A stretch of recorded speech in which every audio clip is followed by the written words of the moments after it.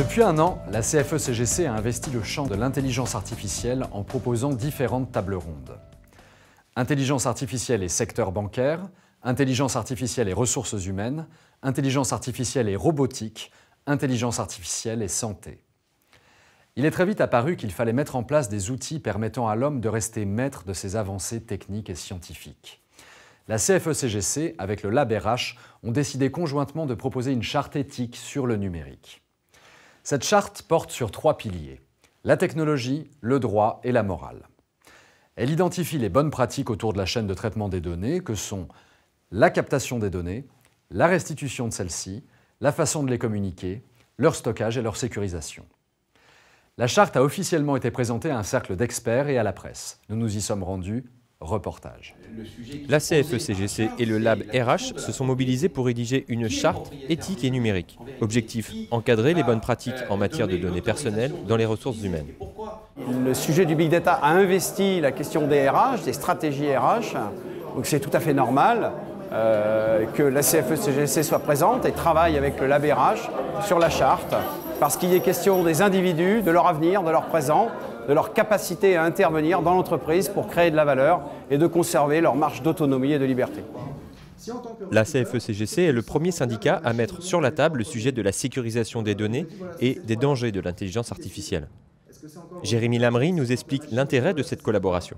C'était vraiment important pour le Lab RH de ne pas réaliser cette charte tout seul. Un acteur comme la CFE-CGC, c'était pour nous une opportunité idéale, déjà parce que la CFE-CGC est déjà très impliquée sur ces enjeux d'éthique. C'est elle qui a lancé avec la CNIL un certain nombre de consultations, et notamment sur l'éthique et la RH face au numérique. Et en fait, quand on a essayé de définir un peu cette notion d'éthique comme le respect des individus, de leur liberté et de leur potentiel, on s'est dit quel meilleur partenaire qu'un syndicat, et qu'un syndicat déjà engagé sur le sujet, pour pouvoir construire une réelle démarche qui prendra du sens dans le temps.